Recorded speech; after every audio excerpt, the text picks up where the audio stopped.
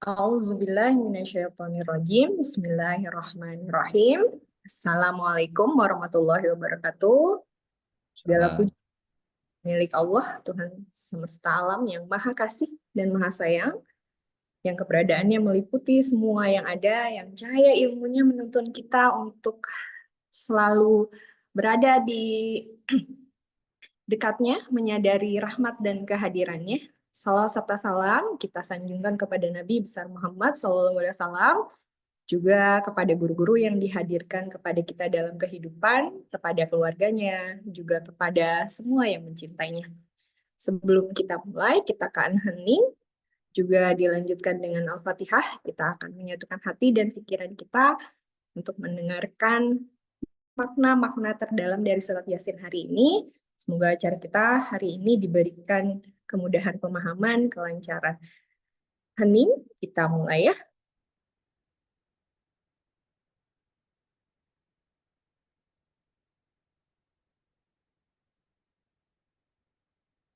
Al-Fatihah.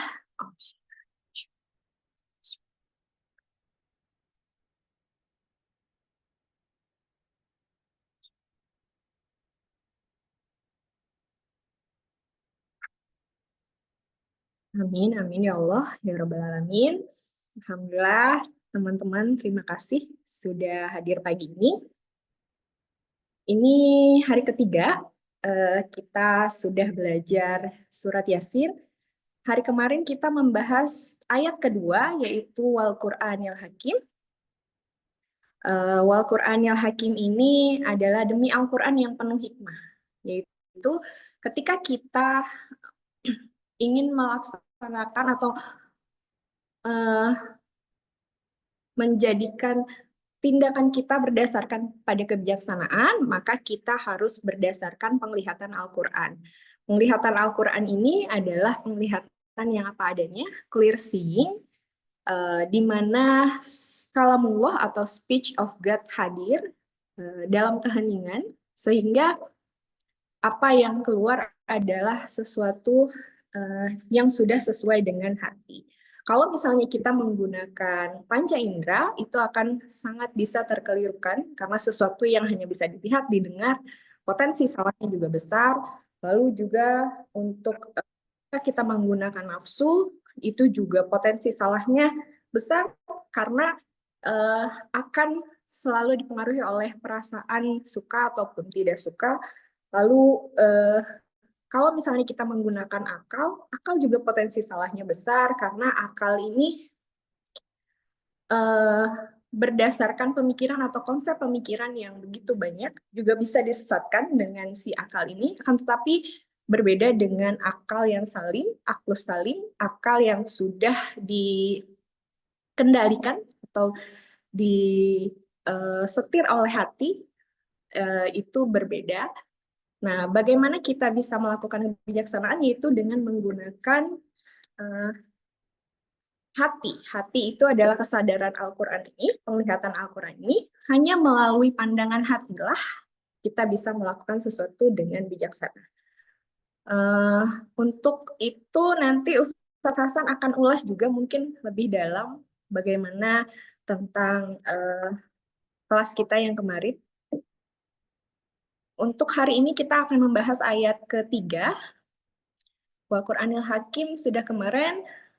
Inna kalaminal mursalin ala siratim mustaqim tanzilal azizir rahim. Mudah-mudahan bisa 3 ayat. Untuk waktu dan tepat mungkin langsung ke Ustadz Hasan saja untuk mempersingkat waktu ya Ustadz ya. Dilanjutkan nanti dengan Coach Dani ya, dengan pemaparan praktik dan pengalaman ya. Dipersilahkan kepada Ustadz Hasan. Silakan Ustadz. Baik, terima kasih Tete dan Ayu, Coach Dani dan teman-teman semua yang masih konsisten ikut membahas surat Yasin. Semoga apa yang kita bahas menjadi perenungan bagi kita, menjadi bekal perjalanan spiritual kita, apalagi di bulan Ramadan ini bisa membakar ego-ego kita semua sampai kita nanti mendapatkan fitrah, kemurnian diri kita nanti di hari Idul Fitri. Kemarin kita membahas tentang ayat kedua, Wal Qur'anil Hakim, di mana kita kemarin berbicara tentang aspek kebijaksanaan di dalam diri kita. Saya sedikit tambahkan tadi apa yang sudah dijelaskan oleh Teteh dan Ayu, bahwa kebijaksanaan Al-Hakim itu hanya bisa didapatkan bagi orang yang punya cara pandang Al-Quran.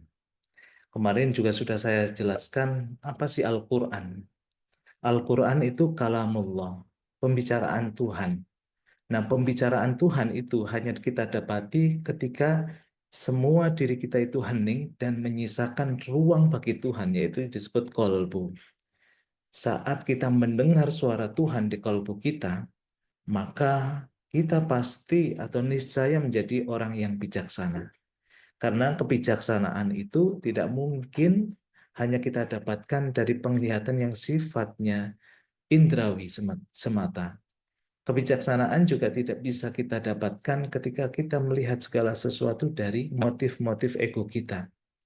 Misalnya, melihat fenomena, tapi kita sikapi dengan suka atau tidak suka di dalam diri kita. Kita melibatkan perasaan yang misalkan ada kekecewaan di situ, ada kebencian di situ, maka penglihatan kita niscaya tidak hakim, tidak bijaksana. Kemarin bahkan saya mention bahwa seharusnya yang menjadi hakim di pengadilan-pengadilan kita, yaitu orang yang memang sudah merealisasikan kolbunya, orang yang sudah punya hati di dalamnya. Sehingga ketika memutus perkara, itu tidak berdasarkan karena ada duitnya atau enggak, karena siapa yang kemudian berperkara ini. Nah, itu tidak akan membuat hakim atau pandangan yang bijaksana di dalam diri kita. Dan juga ketika orang melihat segala sesuatu berdasarkan pandangan akal. Kemarin saya katakan bahwa akal ini mudah dimanipulasi, mudah dikelabui, mudah ditipu daya. Banyak sekali misalkan logika kita itu terjebak pada logika falasi. Jadi pandangan logis tapi sebenarnya menipu. Karena kadang-kadang kita nggak sadar bahwa apa yang diungkapkan seseorang itu mengandung dalam tanda kutip manipulasi. Nah, pandangan-pandangan semacam ini itu hanya bisa disikapi ketika kita melihat berdasarkan kolbu kita. Dan penglihatan berdasarkan kolbu yang kemudian di dalamnya itu ada pembicaraan Tuhan, itulah modal kita menyikapi segala sesuatu secara bijaksana. Maka prakteknya kemarin yang saya sedikit sampaikan adalah mulailah kita hening, duduk, amati siapa yang sebenarnya berbicara di dalam diri kita. Kalau pembicaraan itu berasal semata-mata dari penglihatan sempit kita berdasarkan indera kita, coba naikkan ke level yang lebih luas. Misalkan yang berbicara di dalam diri kita adalah ego kita. Coba naikkan agar lebih luas lagi menjadi penglihatan akal. Kalaupun sudah menjadi penglihatan akal, kita luaskan lagi di dalam dimensi yang benar-benar luas, yaitu dimensi kolbu. Nah, di dalam keluasan itulah maka suara Tuhan kita terdengar, dan dengan suara Tuhan itu kita bisa melihat dan menyikapi segala sesuatu dengan kebijaksanaan. Itulah sedikit yang kemarin kita ulas, walaupun panjang lebar kemarin, Coach Dani juga sudah menjelaskan, tapi intinya adalah pandangan kita harus menjadi pandangan Al-Quran sehingga kita menjadi hakim, orang yang bijaksana. Pagi hari ini kita akan lanjut tadabbur dan kontemplasi kita. Ayat yang ketiga, innaka laminal mursalin ala siratim mustaqim. Kalau memungkinkan kita lanjut tanzilal azizir rahim. Innaka laminal mursalin. Sesungguhnya engkau, wahai Muhammad, laminal mursalin, sungguh termasuk salah satu dari utusan-utusan Tuhan. Nah, ini luar biasa teman-teman, bahwa selama ini yang diributkan oleh orang-orang kafir Mekah pada waktu itu, kenapa tidak mengakui kerasulan Nabi Muhammad? Kemarin saya sudah singgung bahwa asbabun nuzul dari surat Yasin ini adalah ketidakterimaan oleh orang kafir Quraisy ketika Nabi Muhammad itu mengaku dirinya sebagai utusan Tuhan. Mereka mengejek, bahkan mereka mencemooh sang Nabi. Bagaimana bisa engkau, wahai Muhammad, yang dari kecil tidak mendapatkan kasih sayang penuh dari orang tua? Artinya apa? Nabi Muhammad tidak dibesarkan dari kasih sayang orang tuanya yang utuh. Bagaimana bisa anak yatim?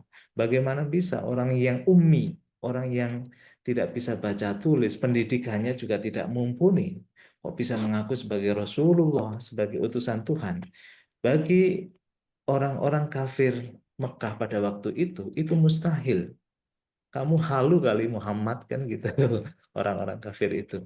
Makanya orang-orang kafir itu tidak bisa melihat kerasulan Nabi Muhammad. Kenapa? Jawabannya kemarin kita sudah singgung. Karena orang-orang kafir ini hanya melihat Muhammad sebagai bashar, sebagai manusia biasa, sebagai manusia yang mempunyai tubuh, sebagaimana kita juga mempunyai tubuh. Nah, orang yang hanya melihat Nabi Muhammad berdasarkan pandangan sempit manusia tubuh, tidak mungkin bisa melihat kerasulan Nabi Muhammad. Makanya untuk bisa melihat kerasulan Nabi Muhammad, kita harus menggunakan perangkat kita, cara pandang kita yang luas, cara pandang kolbu. Kalau kita melihat Nabi Muhammad hanya sebatas fisik, sulit rasanya kita mengakui bahwa Muhammad itu utusan Tuhan. Makanya dalam syair-syair itu kan dikatakan Muhammadun basyarun walaysa kal basyari bal huwa yaqutatu wan nasu kal hajari. Muhammad itu basyarun, manusia tubuh. Sebagaimana kita punya tubuh. Kita makan, Nabi Muhammad juga makan. Kita minum, Nabi Muhammad juga minum. Tapi laisa kal basari. Nabi Muhammad bukanlah seperti manusia pada umumnya. Karena Nabi Muhammad itu adalah manifestasi Tuhan atau manifestasi kolbu itu sendiri. Makanya melihat Nabi Muhammad itu tidak bisa hanya sebatas kita melihat fisiknya Nabi. Harus lebih dalam lagi untuk bisa melihat kerasulan Nabi Muhammad itu sendiri. Bal huwa yaqutatu wan nasukal hajari. Kalau dibanding manusia-manusia lain yang belum menyadari Tuhan, Nabi Muhammad itu layaknya permata dibanding dengan batu-batu biasa. Nah, batu permata itu kan batu benar memang berasal dari batu, tapi dia itu bisa tembus cahaya. Nah, begitulah batin kita atau batin manusia yang sudah tembus cahaya, hatinya itu clear, pandangannya clear seeing, tadi yang dikatakan oleh Teteh Denayu. Kalau pandangan kita itu bisa clear, bisa tembus, itu kita bisa menyaksikan kerasulan Nabi Muhammad. Innaka laminal mursalin. Sesungguhnya benar wahai engkau Muhammad, laminal mursalin, berasal dari atau termasuk dari orang-orang yang diutus Tuhan. Nah, ini juga bisa kita samakan juga dengan kalau kita melihat Al-Quran hanya sebatas kiroahnya saja, hanya sebatas baris-baris huruf dan kemudian kita lafadzkan menjadi syair-syair, maka kita juga tidak bisa melihat mukjizatnya Quran. Kemarin kan Bu Siti Nur Asia itu kan bilang kita punya tradisi membaca surat Yasin tapi hanya sebatas dibaca. Nah, itu baik. Bahkan dalam hadis Nabi juga membaca Quran juga mendapatkan pahala. Tapi lebih dari itu, kita nggak bisa melihat keistimewaan Quran hanya melihat dengan sifatnya fisik, hanya melihat bait-bait yang ada di Quran itu, melihat membaca syair-syairnya yang ada di Quran itu tanpa melibatkan kolbu. Kalau kita melibatkan kolbu, maka kita bisa menembus lapisan-lapisan makna yang ada di Quran itu. Sehingga kita akhirnya punya kesimpulan benar bahwa Quran ini adalah wahyu, bukan karangan Nabi. Kan ada tuh tantangan orang kafir ketika disuruh Tuhan, "Fa'tu bisuratim mim mislih." kalau kamu bisa menandingi apa yang ada di dalam Quran, coba kamu datangkan satu surat, yang mana surat itu memang bisa memberikan efek. Efek apa? Efek kesadaran yang lebih tinggi kepada Tuhan. Nah, makanya tantangan itu nggak pernah bisa dijawab oleh manusia-manusia pada umumnya, karena manusia pada umumnya itu penglihatannya sangat terbatas, sangat lahiriah gitu. Makanya di sini ayat ketiga ini menegaskan inna kalaminal mursain, sesungguhnya engkau wahai Muhammad laminal mursalin, sungguh termasuk salah satu dari utusan Tuhan. Nah, nanti kita bahas mursalin atau rasul, utusan Tuhan itu seperti apa. Nah, ini satu ayat dari surat Al-Kahfi 110 itu juga mengatakan Qul innama ana basyarum mislukum. Katakanlah wahai Muhammad, innama ana basyarum mislukum. Sesungguhnya aku itu basyarun mislukum, manusia yang punya tubuh sebagaimana kalian semua. Nabi Muhammad suruh mengatakan itu. Bedanya Nabi Muhammad dengan kita, Nabi Muhammad itu yuha ilayya annama ilahukum ilahu wahid. Bedanya kita dengan Nabi Muhammad adalah sebenarnya ada kemiripan kita makhluk secara tubuh, tapi Nabi Muhammad itu yuha ilayya, diwahyukan kepada Nabi Muhammad, diwahyukan kepadaku annama ilahukum ilahu wahid, terbuka pada realitas yang tak terbatas, realitas tunggal itu, penglihatan pandangan Nabi Muhammad itu terbuka kepada ketuhanan yang tunggal itu. Sementara kita masih terjebak pandangannya pada dualitas dunia, sementara kita masih terjebak oleh multiplisitas duniawi, kita masih sibuk melihat sana sini, belum fokus kepada ketunggalan itu. Nah, ini kan perbedaannya. Maka kalau kita sudah bisa melihat secara ketunggalan atau melihat secara keluasan itu, kita bisa melihat kerasulan Nabi Muhammad. Nah, itu innaka laminal mursalin. Nah, menarik sekali kata-kata rasul itu bisa dimaknakan banyak hal. Rasul itu artinya kan utusan Tuhan. Dalam bahasa Sanskerta mungkin lebih tepat dimaknakan sebagai dutanya Tuhan atau duta besarnya Tuhan gitu ya. Jadi orang yang bisa karena pandangannya itu melalui pandangan Yasin atau pandangan kolbu, maka orang yang pandangannya itu sudah seperti kolbu itu, dia bisa merepresentasikan atau menjadi dutanya Tuhan, bisa menjadi rasul. Secara spesifik, rasul itu ada 25 rasul dan kita salah satunya adalah Nabi Muhammad. Tapi kalau kita maknakan secara general, secara umum, Rasul yaitu apapun itu bisa menjadi utusan Tuhan untuk mengingatkan kita kembali kepada Tuhan itu sendiri. Jadi kita pun sebagai manusia biasa ini bisa menjadi representasi Tuhan. Kalau pandangan kita, syaratnya lagi-lagi adalah pandangan Yasin dan pandangan Al-Quran.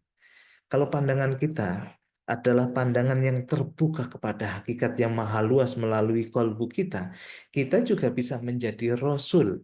Bukan berarti rasul yang spesifik, enggak. Rasul secara umum, secara general. Bahkan kalau kita belajar agama yang lebih luas, misalkan di dalam Hinduisme, misalkan, rasul-rasul Tuhan itu banyak bahkan tidak terhitung.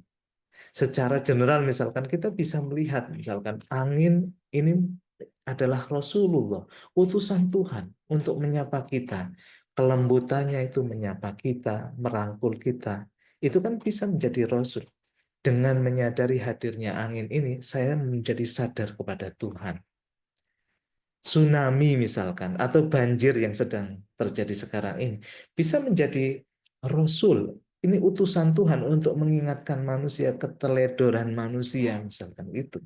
Fungsinya Rasul kan seperti itu. Maka nanti di ayat setelahnya itu liung diro dan sebagainya itu fungsi dari kerasulan itu mengingatkan kemanusiaan kita yang sudah terlena oleh ego-ego kita, sudah terkelabui oleh ego-ego kita. Nah, itu kan Rasul. Bahkan apapun itu bisa menjadi utusan Tuhan untuk mengingatkan kita pada Tuhan kembali. Kita melihat misalkan ada masalah yang menyapa kita, itu bisa menjadi utusan Tuhan. Masalah bisa menjadi utusan Tuhan untuk kita benar-benar kayak disadarkan, bangun, kamu terlalu melampaui batas. Maka masalah yang datang itu merupakan utusan Tuhan untuk menyadarkan kita kembali kepadanya. Makanya kuncinya adalah coba kita mulai switch cara pandang kita dari cara pandang yang sempit, dari cara pandang yang benar-benar di permukaan, kita ubah menjadi cara pandang yang kolbu, cari pandang Al-Quran, sehingga kita bisa melihat semua yang kita saksikan merupakan utusan-utusan Tuhan. Semua yang kita saksikan merupakan manifestasi dari ketuhanan itu sendiri. Fa'ainama tuwallu fasamma wajhullah. Kemanapun kita hadapkan wajah kita, di situ kita mendapati wajah-wajah Tuhan, Rasul-Rasul Tuhan. Nah, itu kan kalau kita bisa melihat dengan cara pandang Yasin, dengan cara pandang kolbu. Nah, ini ada sedikit hadis yang saya kutip. Kita bisa nggak sih sebenarnya melihat Rasul itu? Kalau orang masih dikuasai ego dan nafsunya, dikuasai oleh setan-setan di dalam dirinya, niscaya tidak bisa melihat kerasulan itu. Ada hadis yang menarik dari Sayyidah Aisyah, ketika Sayyidah Aisyah itu dikuasai oleh cemburunya luar biasa.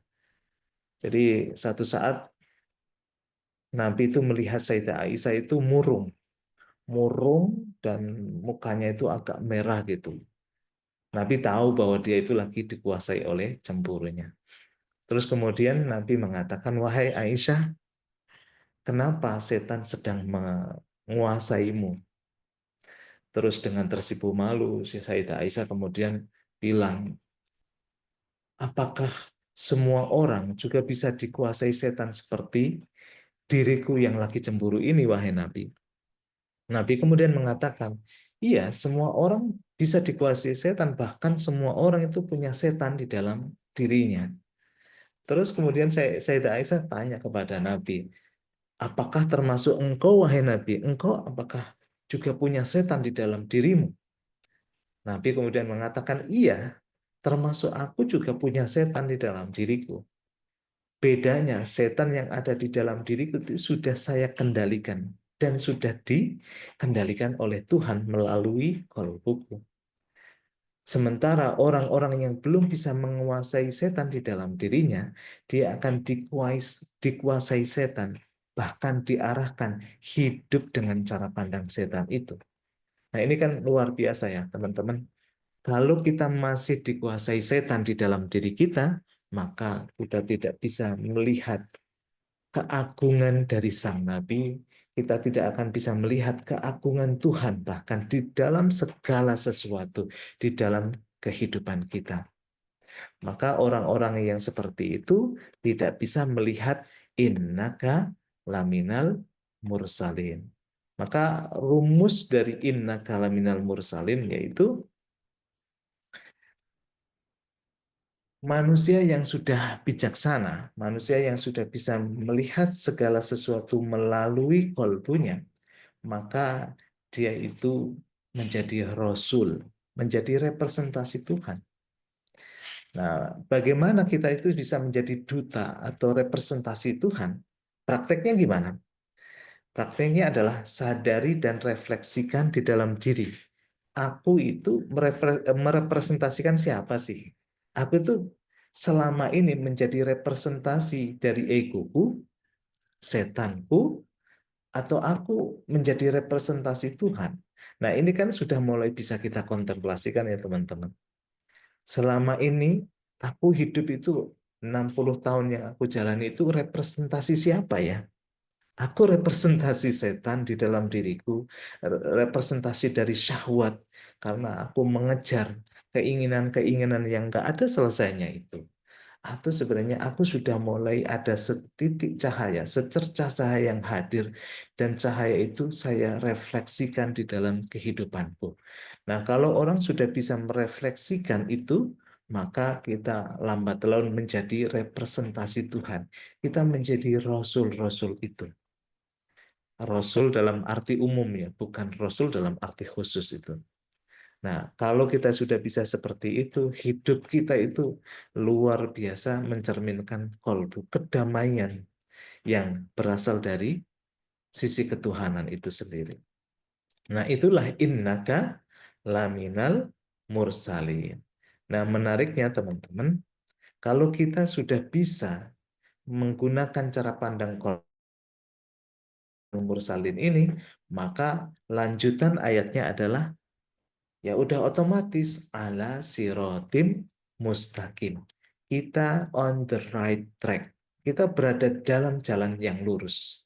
Karena jalan yang tidak lurus, jalan yang bengkok atau jalan yang kemudian menyesatkan itu, ketika kita merepresentasikan ego kita, maka ala sirotim mustaqim, ini lanjutan ayat keempat itu sudah otomatis ketika kita menjalani hidup dengan kesadaran kolbu kita, jalan kita ya akan seperti jalan tol, lurus, luas, dan lebar, sampai kemudian kita bertemu tujuan kita, yaitu Allah itu sendiri, Tuhan itu sendiri. Dan kata sirot, menurut Profesor Quraish Shihab, atau menurut dalam berbagai tafsir yang lain, itu berasal dari kata saroto. Saroto itu maknanya adalah jalan yang lebar, luas, dan lurus. Dan jalan yang luas, lebar itu seolah-olah itu menelan si pejalannya. Jadi saking lebar dan luasnya jalan itu, kayaknya kita kalau berjalan di situ kayaknya udah tenggelam oleh jalan itu. Nah, ini kan kalau kita menggunakan kolbu kita untuk menyikapi segala sesuatu. Misalkan ada orang yang punya salah dan dosa.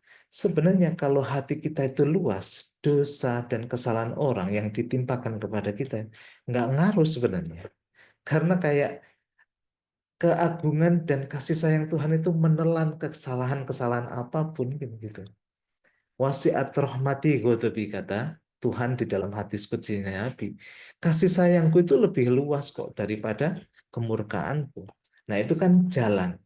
Jalan yang lurus ini merepresentasikan orang yang punya hati yang luas. Sehingga hati yang luas itu membuat kita itu menyikapi segala sesuatu itu lurus. Nanti kita maknakan mustaqim itu apa.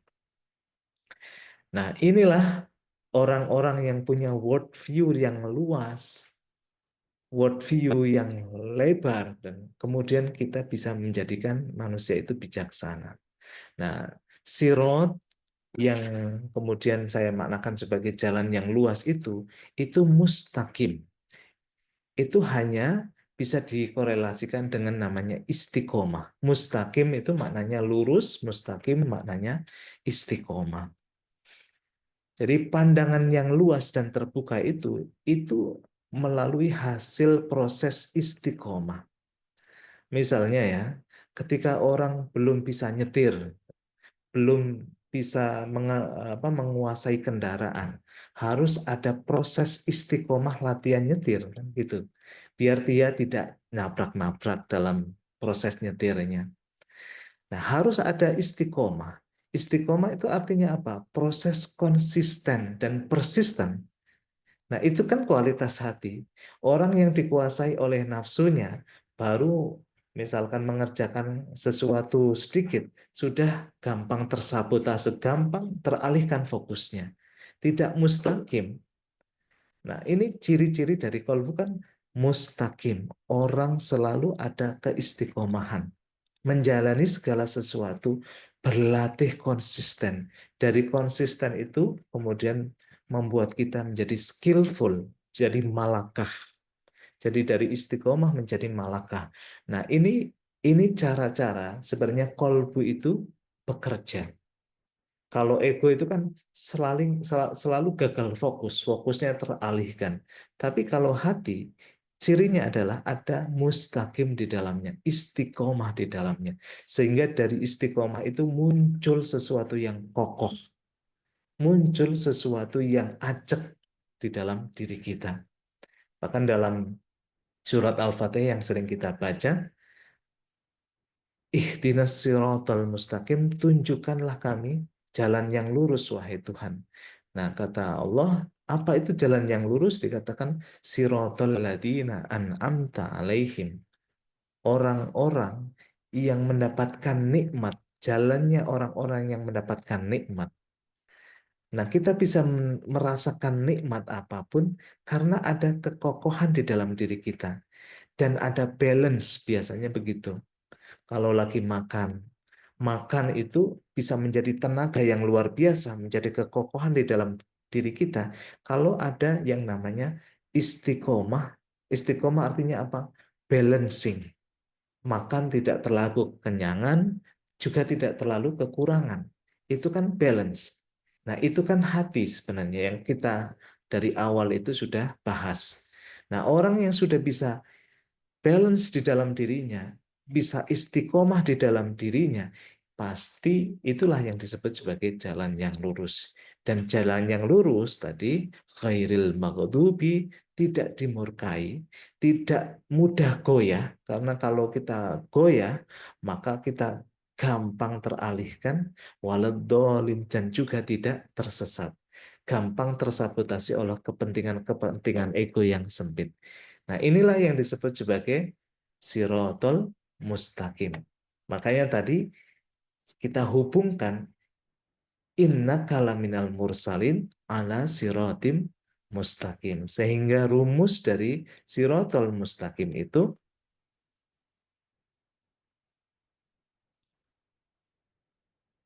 sorry, bukan inna kalaminal mursalin.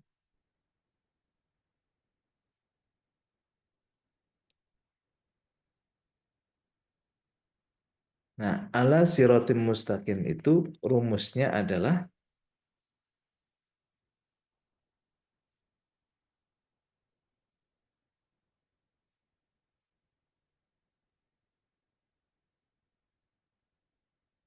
sebentar,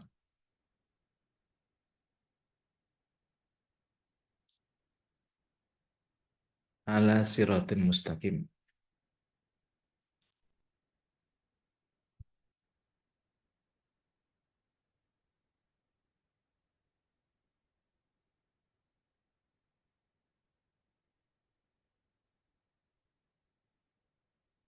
Rumusnya adalah jalan yang lurus itu rumusnya adalah ada konsisten. Konsisten kita memenangkan kolbu kita sebagai pijakan atau jalan menyikapi kehidupan. Jadi kalau kita itu konsisten memenangkan kolbu kita di antara berbagai macam gejolak batin kita, ada sabotase-sabotase ego kita, kita konsisten memenangkan kolbu, itulah yang disebut sebagai jalan yang lurus. Nah, bagaimana praktiknya? Praktiknya kehidupan itu nggak baik-baik aja, distraksi di sana sini, disrupsi bahkan itu sudah menjadi keseharian kita. Nah, dalam pergulatan kepentingan ego, syahwat kita, ego amarah kita, ego perasaan kita, ego merasa benar dan ego-ego yang lain, siapa yang kita dengarkan dan siapa yang kita menangkan. Nah, kalau kita konsisten memenangkan suara Tuhan yang ada di dalam diri kita, mendengarkan suara hati di dalam diri kita, itulah yang disebut sebagai sirotim mustaqim. Ala sirotim mustaqim. Itulah jalan yang lurus. Nah, makanya sirotim mustaqim itu sering diilustrasikan seperti rambut yang dibelah tujuh. Rambut itu kan sudah kecil, kalau dibelah tujuh makin kecil. Saking kita itu distraksi ego itu luar biasa mengganggu diri kita. Maka kalau kita benar-benar konsisten memegang speech of, speech of God, kalamullah yang ada di dalam diri kita memenangkan hati kita, maka kita akan selamat. Kita akan ada di dalam jalan yang lurus. Tetapi sedikit aja kita teralihkan oleh ego kita gampang terjebak. dan kita gampang terseret oleh atau kita gampang dimasukkan oleh neraka. Nah, rambut yang dibelah tujuh ini seperti kita sekarang ini di dalam zaman yang serba ada destruktif di dalamnya, distraksi di mana-mana. Maka kalau kita tidak memenangkan kolbu kita dibanding ego-ego kita, kita pasti masuk ke dalam jurang neraka yang makin dalam, makin dalam. Nah, itulah yang disebut Siratul Mustaqim. Nah, nanti kita lanjutkan Tanzilal Azizir Rahim. Kayaknya terlalu panjang. Saya kembalikan ke Teteh dulu biar dilengkapi oleh Coach Dani. Silakan. Ya, alhamdulillah, alhamdulillah. Baik, kita sudah membahas 2 ayat. Biar singkat, kita langsung ke Coach Dani dulu aja ya. Silakan, Coach. Iya, sepertinya lanjut dulu sampai ayat yang kelima ya, Ustadz. Tanzilal Azizir Rahim ya. Ustaz mau dilanjutkan? Silakan, Ustaz. Oh, lanjut dulu, Coach Dani. Nggak Ya, apa-apa. karena nanti akan nyambung sampai ke dampak menjadi lala itu seperti apa, gitu kan? Iya. Oke. Ya, Ketika manusia bisa konsisten memenangkan kolbunya, maka dia pasti akan diturunkan kebijaksanaan, diturunkan wahyu, diturunkan ilham, kalau konteksnya Nabi wahyu, diturunkan Siratul Mustaqim. Siapa yang menurunkan? Ini luar biasa dalam Al-Quran itu. Yang menurunkan itu kombinasi nama Tuhan yang saling melengkapi, yaitu Al-Aziz dan Ar-Rahim. Makanya Tanzil Al-Azizir Rahim, kebijaksanaan, terus ilham, wahyu, Siratul Mustaqim itu hanya diturunkan oleh 2 nama Tuhan. Satu nama Tuhan Al-Aziz. Al-Aziz itu apa? Yang maha perkasa. Dan Ar-Rahim yang maha penyayang. Dan kita lihat ada 2 kombinasi. Satu yaitu nama yang mengindikasikan jalalnya Tuhan, keperkasaan Tuhan. Yang kedua yaitu nama yang mengindikasikan jamaliyahnya Tuhan atau kepenyayangan Tuhan. Nah, ini kan representasi dari kolbu. Kolbu cirinya itu cuma 2. Ada yang di situ Jalal dan ada yang di situ yang namanya Jamal. Jadi kombinasi antara kekuatan dan kelembutan itulah sebenarnya kolbu. Jadi kolbu itu tidak terseret hanya kelembutan saja, tapi juga tidak terseret oleh yang namanya ketegasan atau kekuatan saja. Jadi 2 kombinasi nama Tuhan, Al-Aziz dan Ar-Rahim, Jalal sama Jamal, kekuatan atau ketegasan dan kelembutan, inilah yang bisa melahirkan pengetahuan-pengetahuan Tuhan. Inilah yang melahirkan kekuatan sejati Tuhan di dalam diri kita. Ambil contoh misalkan Coach Dani, kita pernah belajar ini ya Coach, Hikmatul Iman gitu ya. Kita belajar mengkombinasikan power yang ada di dalam diri kita. Itu kan bisa terjadi kalau misalnya kalau kita belajar silat itu, kuda-kuda itu kan kombinasi antara kekuatan dan kelembutan. Saat orang itu hanya mengandalkan kekuatan pasti patah. Kalau orang itu hanya mengandalkan kelembutan pasti lembek. Nah, makanya kolbu itu mencerminkan 2 kualitas Tuhan, Al-Aziz dan Ar-Rahim. Kombinasi ketegasan, kombinasi kekuatan Tuhan, dan kombinasi kepenyayangan Tuhan, inilah yang akan melahirkan yang namanya kebijaksanaan. Inilah yang akhirnya kemudian menurunkan wahyu, ilham, dan segala jenis pengetahuan dari Tuhan. Inilah yang kemudian akhirnya menurunkan sirotol mustaqim bagi diri kita. Maka wahyu itu tidak dikarang-karang. Wahyu itu berasal dari zat yang Al-Aziz dan Ar-Rahim. Beda dengan misalnya kita mengutip ya Musailamah Al-Kadzab. Musailamah Al-Kadzab itu kan disebut sebagai nabi palsu. Orang yang seolah-olah pengen menyaingi Nabi. Kalau Nabi Muhammad bisa bikin syair yang disebut Quran, aku juga bisa. Tapi apa yang diungkapkan oleh Musailamah al-Kadzab, contoh syairnya itu al-filu mal-fil wa ma adraka mal-fil al-filu lahu zanabun tawil wasilun wa khurtun tawil. Jadi gajah, apakah gajah itu? Tahukah kamu apakah gajah itu? Gajah adalah sesuatu yang mempunyai ekor kecil dan belalai yang panjang. Itu kayak ngarang-ngarang aja kan gitu. Tetapi wahyu, misalkan surat Al-Fil, itu bukan kreasi ego manusia, bukan kreasi akal kita semata, tapi itu diturunkan dari Al-Aziz dan Ar-Rahim. Ini yang luar biasa. Jadi kebijaksanaan, wahyu, pengetahuan tentang Tuhan, dan Siratal Mustaqim yang disebutkan tadi, itu hanya bisa diturunkan melalui kombinasi nama Tuhan, Jalal sama Jamalnya. Dan itulah kualitas kolbu kita. Kalau kita mau mendownload pengetahuan Tuhan, libatkan yang dua hal itu.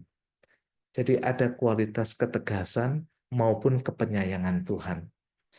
Mau menyikapi apapun, dalam misalkan konteks kita sehari-hari, libatkan dua kualitas Tuhan itu. Satu, ketegasan Tuhan, dan yang kedua, kepenyayangan Tuhan. Dan kombinasi dua itu, kalau kita gunakan untuk menyikapi apapun, itu pasti luar biasa. Hasilnya pasti maksimal. Dan itulah yang disebut manusia yang mencerminkan kualitas kolbunya. Itu aja Coach Dani, biar nggak terlalu panjang. Jadi mulai dari inna kalaminal mursalin sampai tanzilal azizir rahim sebenarnya nyambung. Sebelum nanti manusia itu dikatakan manusia yang ghafilun, manusia yang kemudian tertipu, manusia yang lalai. Terima kasih, Coach Dani, silakan. Iya, Mas Hasan, makasih. Oke, jadi dalam prakteknya ketika jadi eh, tanda kutip Rasul ya sebagai utusan, karena kamu di sini bisa jadi kita semuanya kan, bukan cuma Muhammad gitu ya. Jadi kita bisa menjadi Rasul-Rasul ya, seperti sekarang kita kan juga sama belajar untuk eh, bisa jadi murid dan guru kan ya, dengan eh, teman-teman semuanya. Nah, dari ayat yang kedua yang kemarin menjadi seorang pengamat, kira-kira menjadi kesadaran yang bisa melihat secara jernih gitu ya di ruang kesadaran kemarin, sehingga kita mampu eh, levelnya menjadi putusan itu ya. Nah, siapa yang bisa menjadi utusan itu, yaitu yang sudah membuka hatinya, kira-kira gitu ya, menggunakan hatinya. Karena kalau tidak, maka akan terdistorsi dengan ego-ego yang ada, gitu. Nah, sekarang prakteknya bagaimana yang sering saya sampaikan untuk eh, menjadi apa ya, menjadi pengamat atau awas gitu ya terhadap ego-ego itu. Sebentar, saya share screen dulu ya. Di dalam kehidupan keseharian, ya, ada 5 ego yang sering menjadi cikal bakal kita tersusupi, gitu ya. Kita tersusupi oleh ego itu, yaitu melalui ingin dihargai, ingin diakui, ingin mengatur, ingin memiliki, dan ingin seperti orang lain. Ya, meskipun ada ego-ego yang lain ya, tapi ini saya sering menyebutnya hal yang eh, sering perlu diamati oleh kesadaran kita, oleh kolbu kita, sehingga kolbu kita tidak tersusupi ya oleh keinginan-keinginan ego, sehingga membelokkan eh, arah kita bukan lagi kepada Allah itu sendiri ya. Nah, satu ingin dihargai ketika teman-teman misalnya pada prakteknya ingin dihargai, apa yang biasanya muncul ketika ternyata tidak didapatkan nih. Rasanya gimana sih biasanya?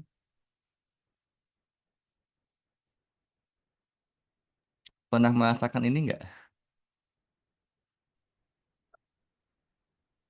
Sebel biasanya, Coach. Ya, Sebel, sebel, kecewa, kecewa ya coach. kecewa, iya gitu ya.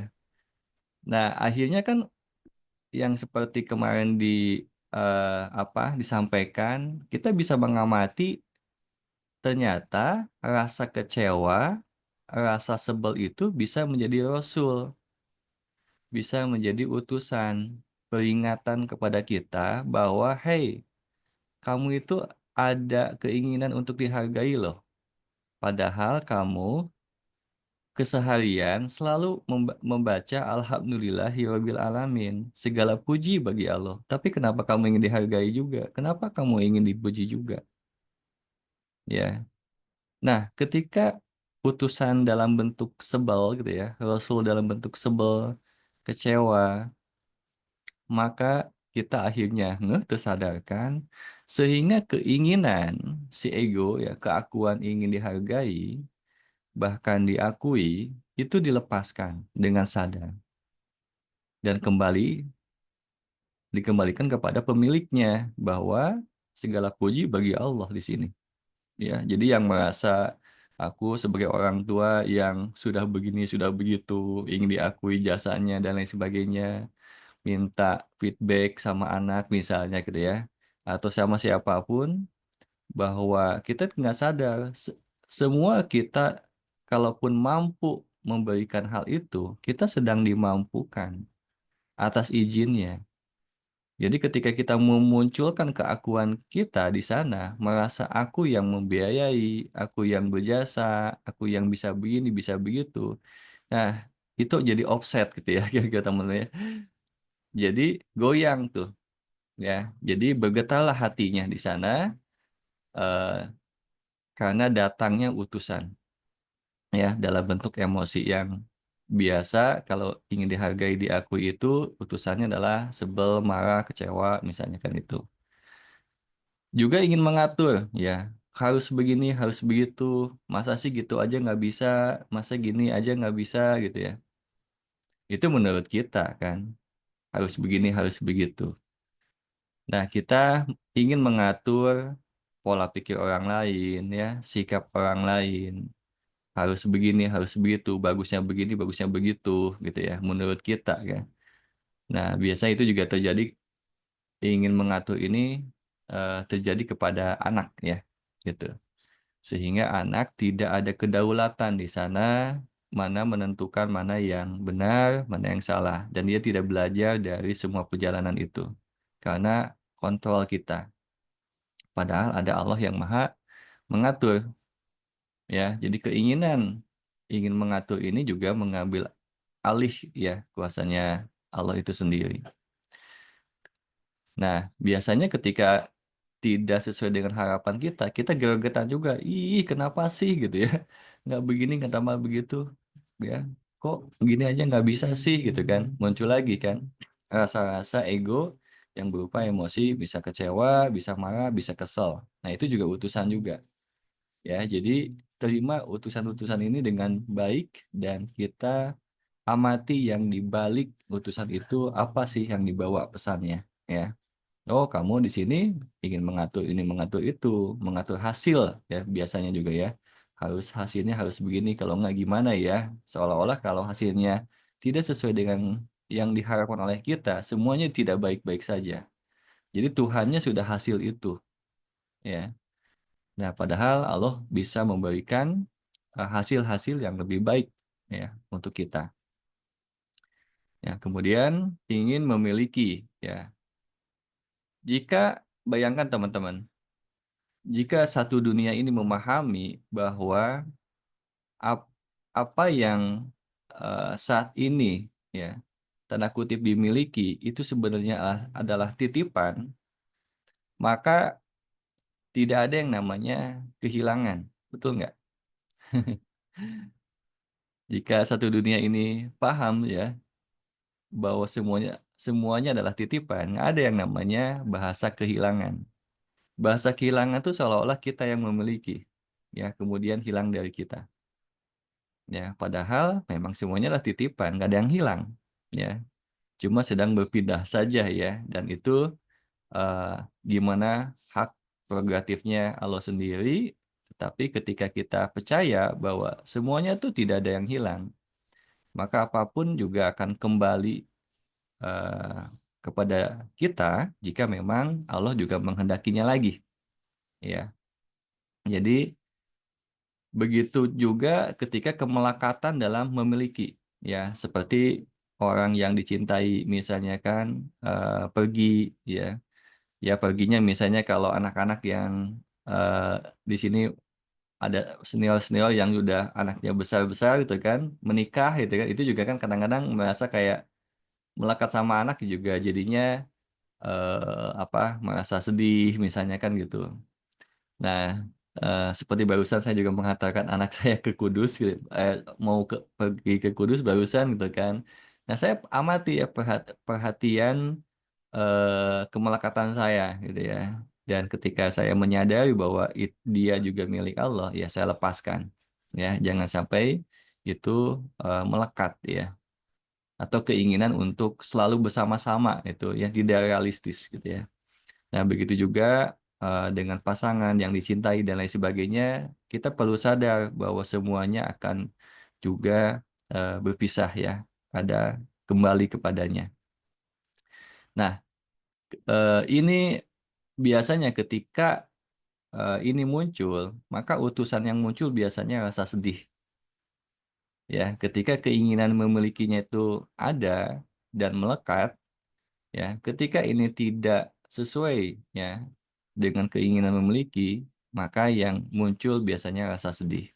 Nah, kenapa sedih? Kata sedih, hey, karena kamu eh, ada kemelekatan, ya, kamu masih ingin memiliki, masih bersama dan lain sebagainya lah.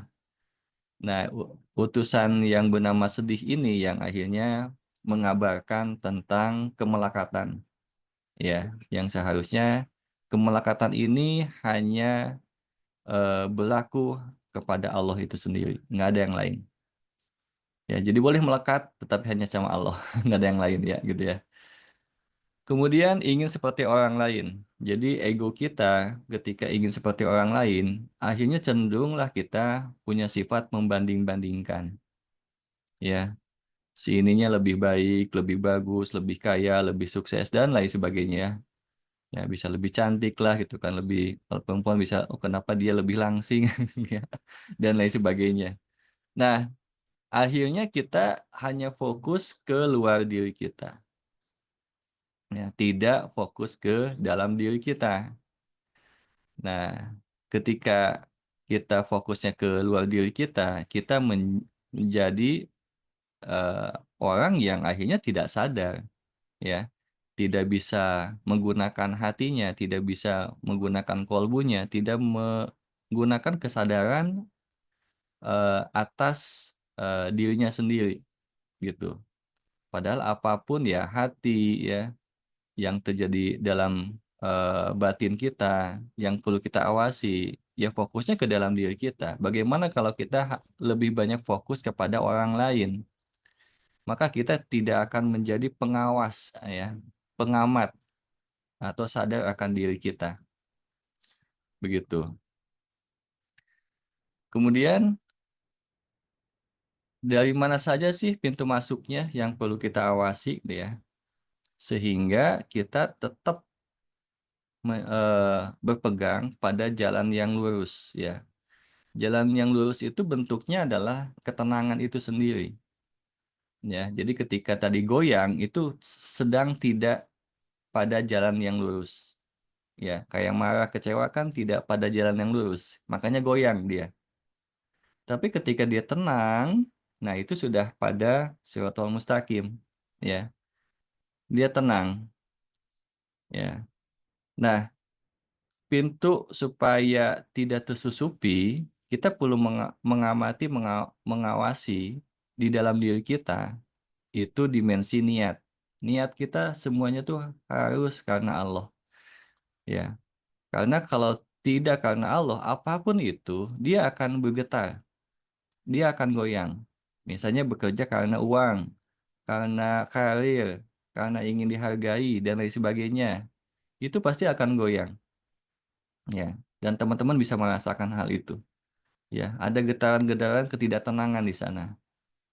Tetapi kalau semata-mata hanya karena Allah niatnya, dia akan tenang di sana. Ya. Nah, ketika sudah tenang, indikatornya teman-teman sudah ada di jalan yang lurus tadi. Ya. Jadi ngomong-ngomong jalan yang lurus itu kalau ibaratnya rambut dibelah 7, saking kecilnya itu sebenarnya adalah perumpamaan, ini menurut saya ya, itu bentuknya adalah frekuensi, rasa, ya, dimensi kuantum. Jadi rasa, jadi saking kecilnya itu dimensi rasa. Jadi jalan yang lurus itu bukan jalan kayak ya jalan yang kita ketahui sekarang. Ya, tadi juga disampaikan juga seperti ya, luas gitu ya. Jadi suatu ketenangan gitu ya. Suatu ketenangan di dalam diri kita itulah penghubung kita ya dengan Allah itu sendiri. Ya, jadi rasa tenang itu adalah jalan yang lurus. Kemudian pintu masuk yang kedua adalah kita perlu mengawasi atau mengamati, menyadari pikiran kita. Isi pikiran kita apa saja yang muncul. Ya, seperti kemarin kan ada 3 ya yang suka muncul di dalam pikiran. Ya, dalam bentuk narasi ya seorang. Jadi ada narator ya, narator batin yang menyimpulkan begini, menyimpulkan gitu dan lain sebagainya, itu amati itu. Ya, itu juga kerja di pikiran. Ada pengkritik, kenapa sih begini, kenapa sih begitu, kan harusnya begini, kan harusnya begitu. Nah itu eh, pengkritik ya. Kemudian ada penggembira kan. Jadi ya dia hanya senang-senang aja kan pikirannya itu. Ya dikendalikan oleh nafsu itu. Jadi ada 3 suara pikiran yang disebut komentator batin lah kira-kira gitu ya. Ada sebagai narator, pengkritik, dan penggembira. Yaitu diamati di pikiran kita. Kemudian di perasaan-perasaan seperti tadi muncul, ketika ego itu datang, itu bisa lewat perasaan juga. Ya, jadi ketika kita gundah gulana, khawatir, kemudian takut, misalnya rasa bersalah juga bisa, sedih, marah, gitu ya. Nah, itu perhatikan yang terjadi di perasaan kita. Jangan sampai peringatan utusan itu datang, kita abaikan sehingga ego-ego yang seperti tadi keinginan ingin dihargai, diakui, dan lain sebagainya, itu keburu masuk. Ya, keburu masuk kepada diri kita. Jadi awasi ketika kita sadar bahwa di perasaan ini ada pesan ya, ada yang mau menghijack gitu dimensi hati kita keburu sadar dan akhirnya ego itu lepas dengan sendirinya ketika kita sadar. Yang keempat adalah perkataan. Jadi seseorang yang sudah memakai hatinya, memakai kesadarannya, dia akan menggunakan kata-kata yang powerful, ya, sesuai dengan vibrasi yang dikehendaki oleh Allah itu sendiri. Apa sih yang dikehendaki itu? Maksudnya ya dalam kelapangan, ya, pada vibrasi yang tinggi gitu ya, yang luas, yang lapang. Misal, ketika teman-teman menggunakan kata capek, duh saya capek banget nih hari ini misalnya, itu apa sih rasanya?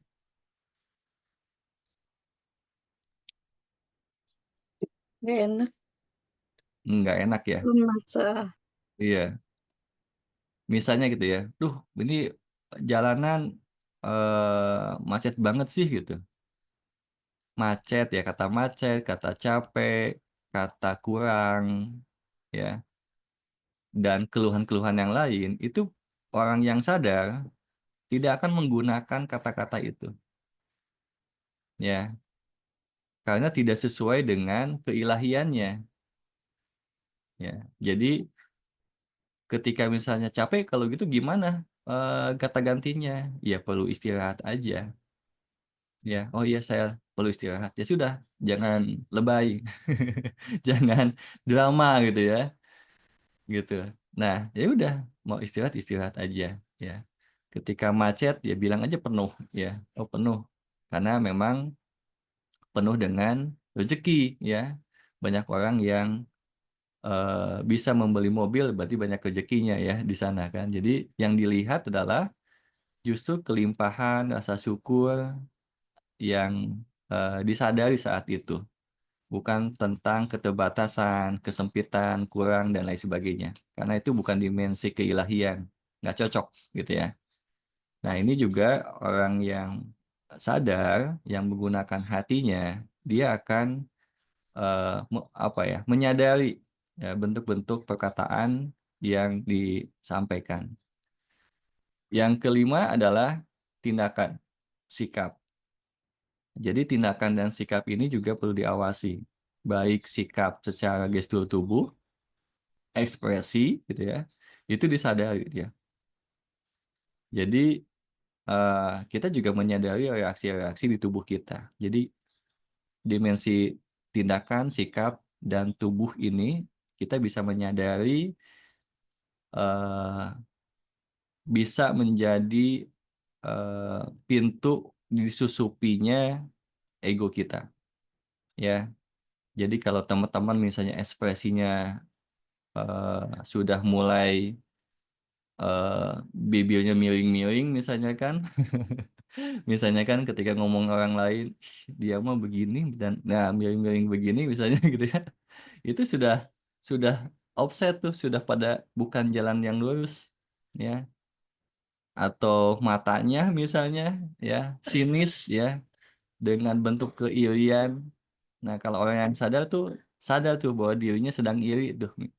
Oh, kenapa? Karena terasa di tubuh, ya, terasa di ekspresinya.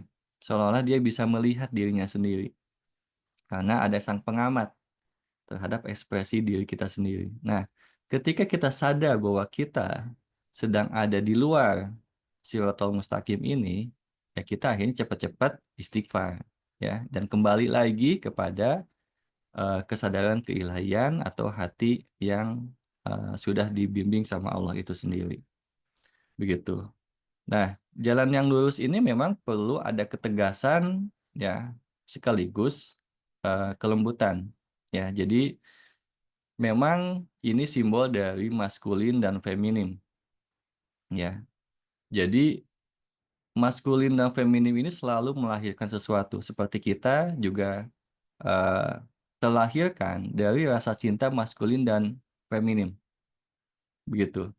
Nah, begitu juga ketika kita menggunakan sifat maskulin dan feminim ini dengan benar, ya, maka akan melahirkan betul ilmu, hikmah, kebijaksanaan, gitu ya, dan lain sebagainya.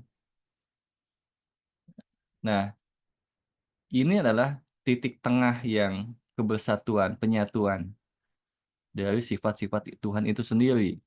Karena sifat-sifat Tuhan itu sendiri bersifat maskulin dan feminim. Kita tidak bisa terlalu lemah lembut, misalnya kan. Dan akhirnya menjadi punya sikap terlalu kasihan sama orang. Kasihan ini, kasihan itu gitu kan. Apa yang terjadi? Capek ya ketika banyak kasihan sama orang, misalnya gitu ya. Atau tidak ada ketegasan akhirnya, ya. Bisa sama anak juga tidak ada ketegasan gitu ya.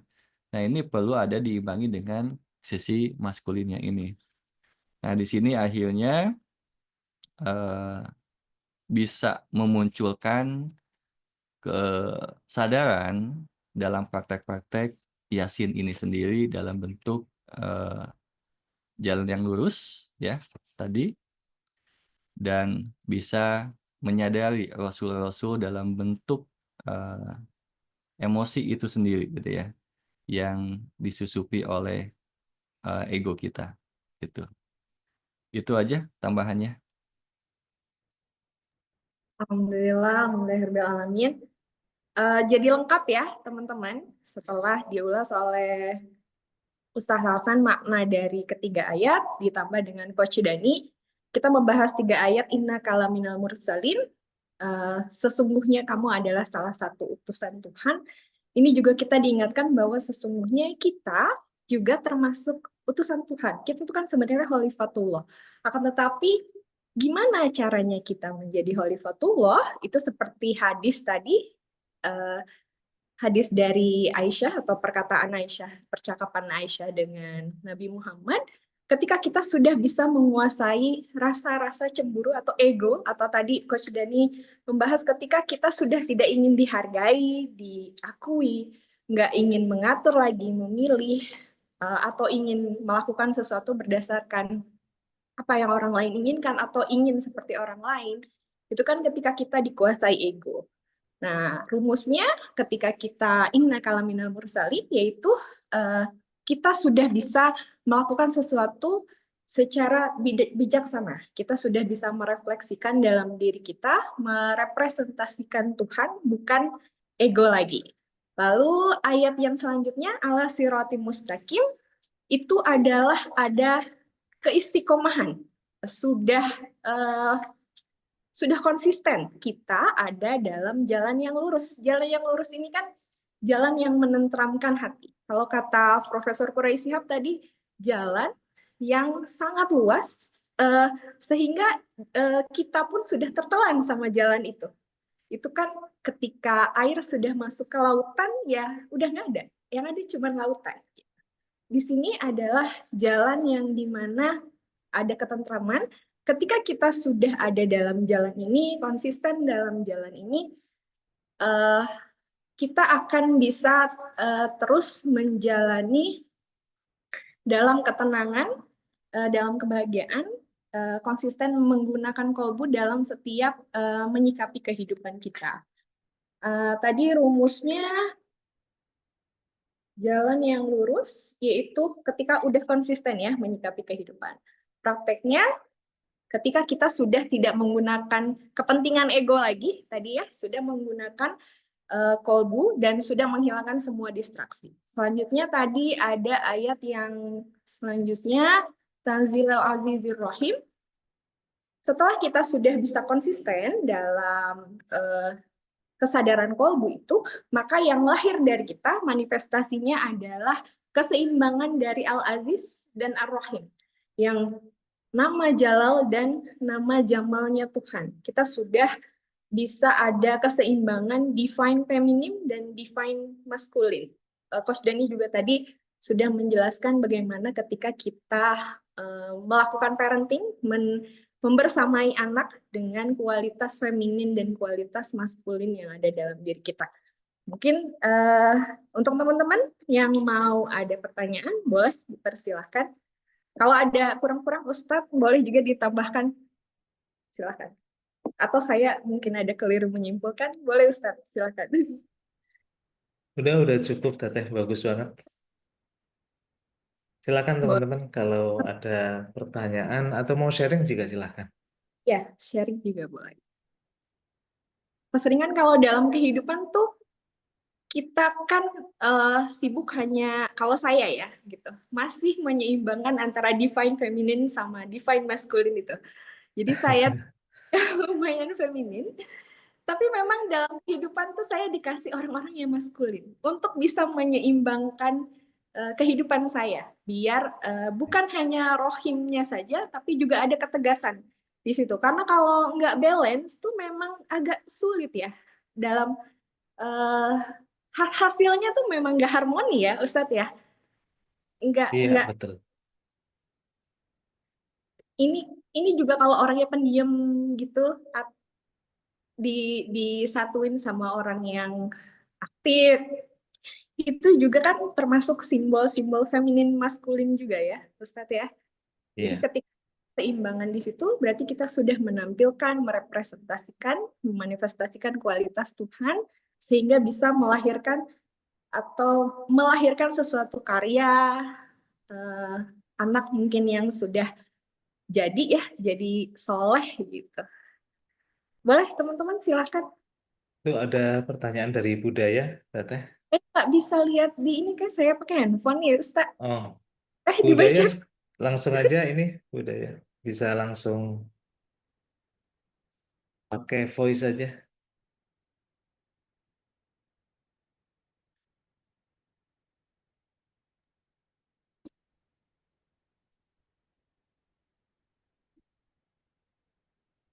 Ya,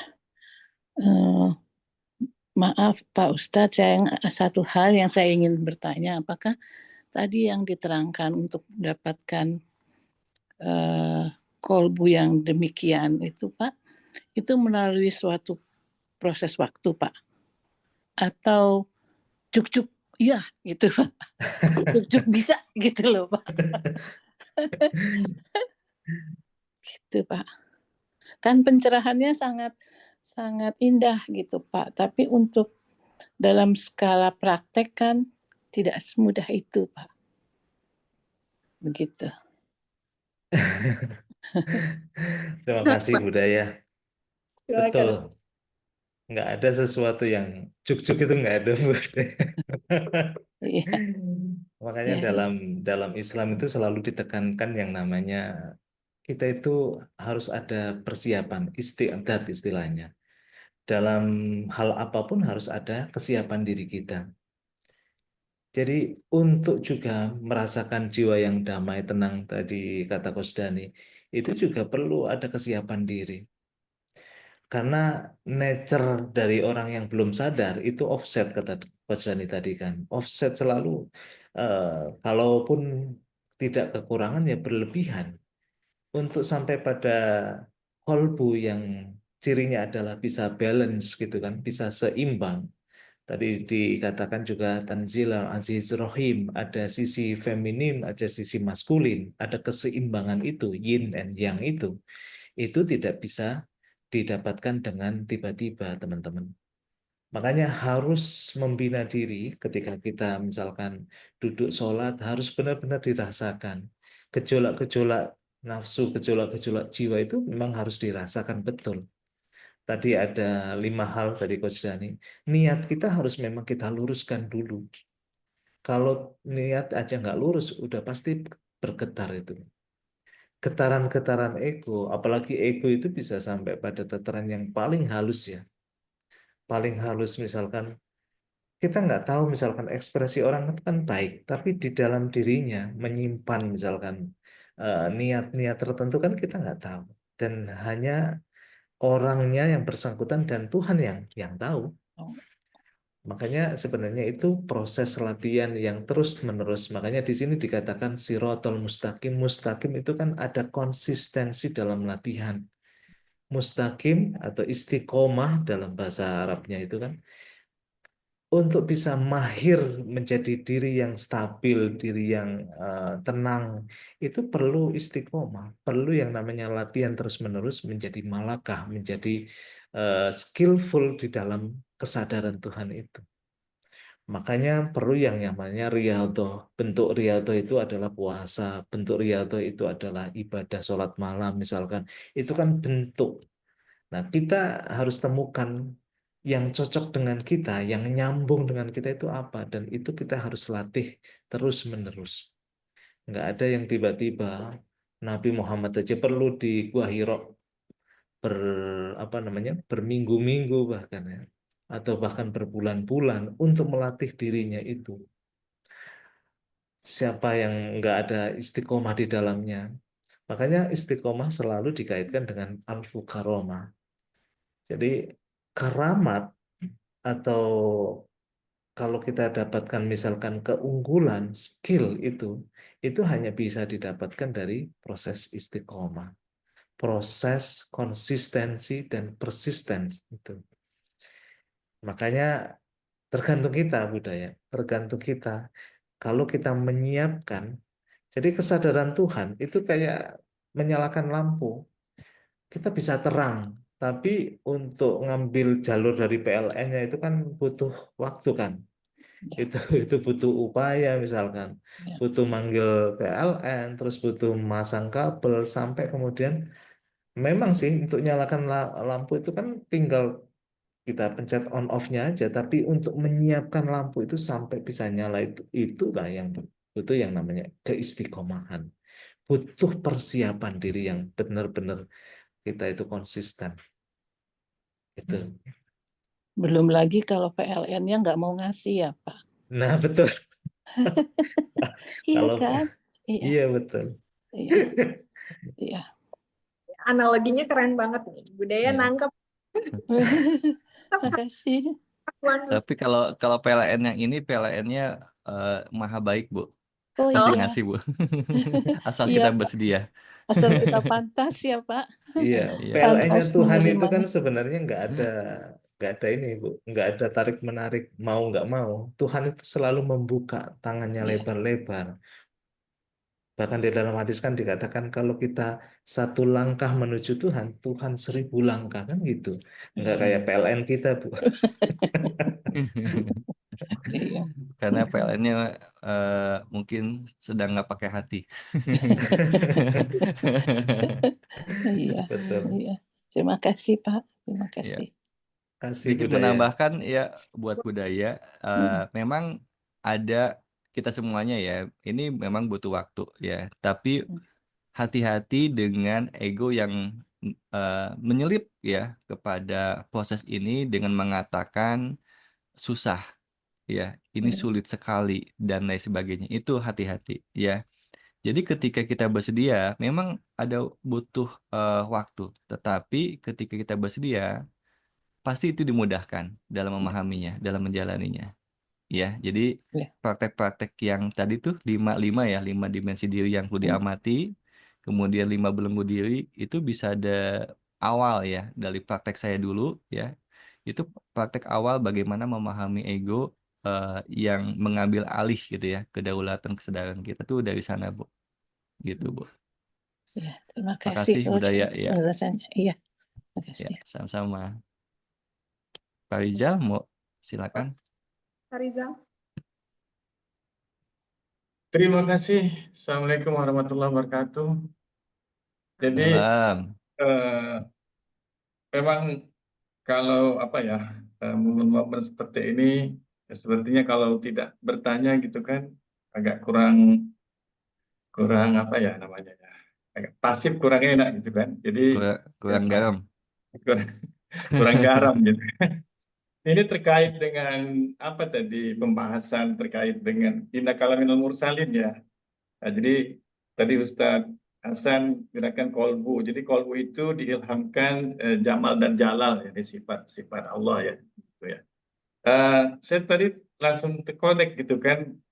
Begitu juga Allah itu mengilhamkan fasik dan takwa gitu kan. Itu kan pasangannya gitu kan, antara pasangan Jamal dan Jalal, umpamanya kan dari dua asma itu kemudian diilhamkan juga itu ke dalam hati manusia itu kan ada fasik dan takwa. Bagaimana kolerasinya antara kedua ini gitu kan, kita cara memandangnya gitu kan, karena ini kan semuanya kan dari Allah kan gitu kan, kalau kita tarik ke sana tinggal lagi kita memilih gitu kan. Kalau tadi umpamanya kan Jamal dan Jalal tadi kan ketegasan dan kekasih sayangannya gitu kan bentuknya gitu kan. Jadi kita memang sewaktu-waktu kita bisa katakan tegas gitu kan, dalam hati ini kan positif semua, tapi kalau ini antara fasik dan takwa itu kan dua hal yang sangat berbeda menurut pandangan secara dualitas gitu kan. Nah, mungkin itu ya yang bisa saya tangkap dari pertemuan pada pagi hari ini. Lebih dan kurang, terima kasih. Assalamualaikum warahmatullahi wabarakatuh. Ya, terima kasih Pak Rizal. Ustadz, boleh dijelaskan berarti tentang fasik dan takwa ya? Makna terdalam dari fasik dan takwa. Silakan Ustadz. Makasih pertanyaannya Pak Rizal. Jadi di dalam ayat itu kan dikatakan fa'alhamaha fujuroha wa taqwaha. Ada fujur, ada takwa. Ini sebenarnya juga sudah dijelaskan Coach Dani tadi. Begitu niat kita nggak lurus kepada Allah, yang namanya fujur itu apa sih? Fujur itu kan keburukan, dan keburukan itu kan karena apa? Ada ego kita yang menyelip. Sementara takwa kita tetap konsisten di jalan Tuhan melalui kolbu kita. Makanya fa'alhamaha fujuraha wa taqwaha, di dalam diri kita itu ada kebaikan juga ada keburukan. Nah, tinggal manusianya mengikuti yang mana. Apakah ilham keburukan itu lebih dominan dengan adanya ego-ego yang menyelip terus kemudian mencoba mengendalikan diri kita, atau kita stay. Takwa itu artinya kan eling. Eling lan waspodo kalau kata orang Jawa kan. Kita tetap konsisten atau kita tetap melindungi diri kita, kesadaran kita dengan kesadaran kolbu itu sendiri. Maka itu pilihan bagi kita, Pak Rizal ya. Kita diberikan akal, kita diberikan hati, tetapi apakah itu kita gunakan untuk memproteksi kesadaran Tuhan yang ada di dalam diri kita, atau justru kita masuk ke dalam fujur, ke dalam keburukan-keburukan, ke dalam manipulasi-manipulasi yang coba dihembuskan oleh ego-ego kita, oleh syahwat dan nafsu kita, oleh misalkan kelalaian-kelalaian kita. Maka mana ilham mana yang apa yang mengilhami kemudian? Suara-suara mana, kan bahasa saya, suara-suara mana yang kita ikuti? Kalau yang mengilhami itu ego kita, maka kita masuk ke dalam fujur. Kalau yang mengilhami itu hati kita, maka kita masuk ke dalam namanya takwa. Dan puasa itu kan sebenarnya ujungnya adalah la'allakum tattaqun. Menjadi manusia yang punya proteksi, menjadi manusia yang bertakwa. Takwa itu artinya apa? Kita lebih mendengarkan Tuhan daripada mendengarkan si ego-ego ini. Kalau kita mendengarkan ego-ego ini, maka kita tidak termasuk, walaupun puasa, kita menahan haus dan lapar, nggak mungkin yang kita entertain itu adalah ego kita, bukan kesadaran Tuhan yang kita ikuti. Itu sih Pak Rizal. Jadi memang kalau yang tadi saya katakan kualitas Tuhan ada Jalal sama Jamal, itu kualitas hati. Tapi kualitas ego itu fujurnya, keburukan-keburukannya. Jadi lebih condong kepada permainan-permainan setannya, itu fujurnya. Kalau takwa itu yang tadi hatinya itu sendiri. Boleh Coach Dani mungkin ditambahin? Ya, Ya, boleh. tambahin sedikit tentang maskulin feminim itu sesuatu yang berpasangan seperti siang dan malam. Dan itu satu kesatuan, ya. Tetapi tentang surga neraka, ya, kemudian fasik dan takwa, kemudian apalagi ya, itu bukan kesatuan sifat-sifatnya, tetapi itu lebih konsekuensi, ya. Jadi ketika kita tidak pada jalannya, maka ada konsekuensi yang itu eh, bukan sebagai sifatnya sebenarnya. Nah, jadi ketika seperti misalnya dalam ayat yang lain kan bahwa Allah menciptakan berpasangan, ya, laki-laki, perempuan, ya itu udah keniscayaan kan, siang dan malam. Tapi yang bukan keniscayaan apa? Yaitu kekurangan. Jadi Allah tidak menciptakan bahwa kebalikannya kekayaan tuh kekurangan, kan bukan ternyata. Dalam ayat pasangannya adalah kekayaan dan kecukupan. Tidak, Allah tidak menciptakan kekurangan. Berarti kekurangan itu adalah konsekuensi atas kefasikan kita, kira-kira itu ya. Atau tidak terjaganya ketakwaan kita dalam terkoneksinya hati kita itu sendiri. Jadi perlu dibedakan mana keniscayaan yang memang itu sebagai sifatnya Tuhan, mana sebagai pasangan yang dalam bentuk konsekuensi. Itu mungkin. Alhamdulillah jelas ya, Pak Rizal. Jadi misalnya maskulin dan feminin itu sudah ekspresi atau manifestasi dari kesadaran kolbu, kan? Tapi kalau fasik dan takwa ini adalah ketika kita lebih memilih kepada kesadaran kolbu, maka kita termasuk orang-orang yang bertakwa, kan? Tetapi ketika kita memilih pada keburukan yang berasal ilham ego, maka kita termasuk orang yang fasik atau fujur tadi ya. Lalu puasa ini sebenarnya adalah latihan untuk kita menjadi orang yang bertakwa. Sebagaimana Ustadz Hasan juga menjelaskan bahwa puasa ini dibagi 3 katanya. Puasa 10 hari pertama kita puasa tubuh, lalu puasa 10 hari selanjutnya puasa pikiran, 10 hari selanjutnya puasa hati. Gitu. Sehingga kita bisa menjadi orang yang bertakwa dan memanifestasikan kualitas kolbu yang keseimbangan antara feminin dan maskulin tadi. Boleh teman-teman, silahkan kalau ada yang mau bertanya.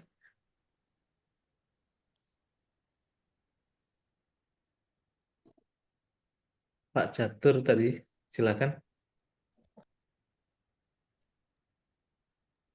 Nggih, halo. Oke, silakan Assalamualaikum. Bapak. Assalamualaikum.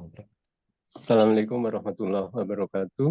Terkait tadi pengamat, kalau saya sudah melebur sebagai lautan pada saat sedang sholat, apakah juga masih berlaku pengamat?